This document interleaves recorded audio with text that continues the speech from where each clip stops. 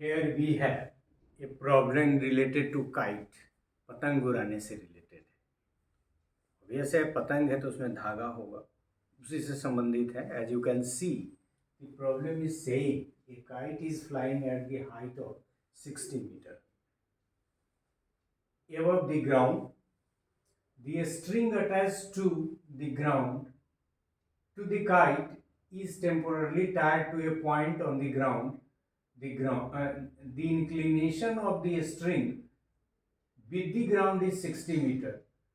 With the length of the string, assuming that there is no slack in the string, find the length. Yes, find the length of the string assuming that there is no slack in string. अब problem को समझिए। अब इसको Hindi English सब भूल जाइए। मतलब एक पतंग है जो उड़ रहा है और जिस समय उड़ रहा है उसका हाइट धरती से कितना है 60 मीटर, और उस पतंग के धागे को एक ऐसी चीज से बांध दिया गया है कि वो इस पतंग के साथ कितने डिग्री का कोण बनाता है 60 डिग्री का। और यहां कह रहा है कि एज्यूम आपको कर लेना है कि स्लैक नहीं है। स्लैक नहीं है का मतलब सिकुड़न नहीं है, ढीला नहीं है, मतलब पूरा तना हुआ है। तो अब हम फिगर यदि बनाएंगे तो कैसे बनेगा, ये ऐसे बना, ये पतंग यहाँ उड़ रहा है, इसको ए नाम दे दें, बी दे दें, सी दे दें। सॉरी ये थोड़ा टेढ़ा हो गया, एंगल उंगल थोड़ा आप देख लीजिएगा। अब ये कंडीशन है, ये कितना है, ये 60 मीटर है, ये एंगल कितना है, ये आपका 60 डिग्री है। अच्छा, ये पता है, एंगल पता है, मतलब आपको पता क्या है, नॉर्मल पता है। तो नॉर्मल पता है और एंगल पता है, तो कौन सा फॉर्मूला लगेगा, ऑब्वियस है साइन का लगेगा।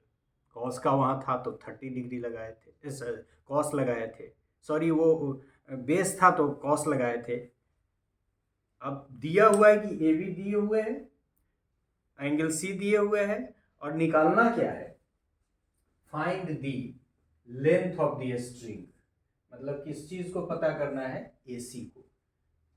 ए बी कितना है दिया हुआ, पतंग 60 metre, angle C is equal to 60 degree, and what you have to find, that is AC.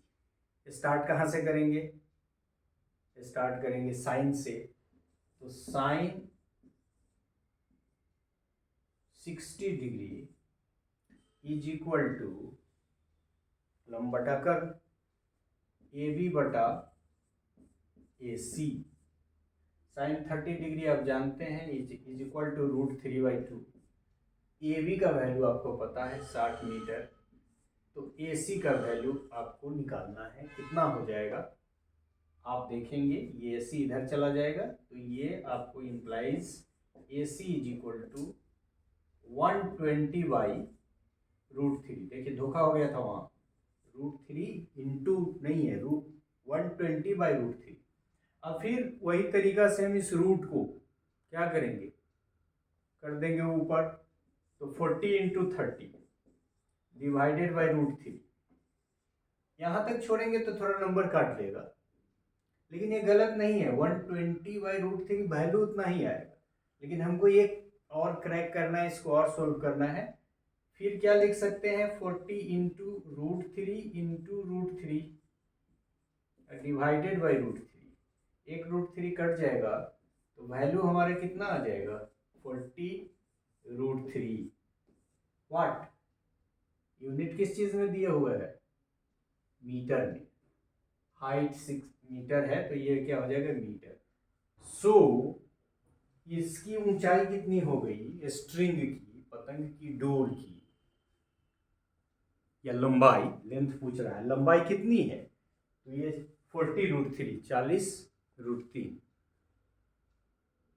ना आसानी से निकल गया। सिर्फ देखना यह है कि दिया हुआ क्या है। अभी नॉर्मल दिया हुआ है तो साइन के टर्म में सोचेंगे। ये तो बहुत आसान भी है कि इसको निकालना। इस तरह से इस प्रॉब्लम को भी बहुत इजीली हम लोगों ने सोल्व कर लिया। तो thank you very much for this problem. दिमाग में कहाँ लगाना है, सिर्फ लगेगा कौन सा फार्मूला किस चीज़ का। ऑब्वियस हम साइन लगाएंगे, कॉस लगाएंगे, टेन लगाएंगे। जनरली कॉट वगैरह और सेक और कोसेक का इस्तेमाल होता नहीं। ज़रूरत पड़ सकती है, लगा भी सकते हैं, लेकिन जनरली हम लोग साइन कॉस और टैन अभी तक जितने भी सवाल बनाए हैं उसमें इसी का इस्तेमाल किया है। तो ये देखना है कि कौन लगेगा। ओके।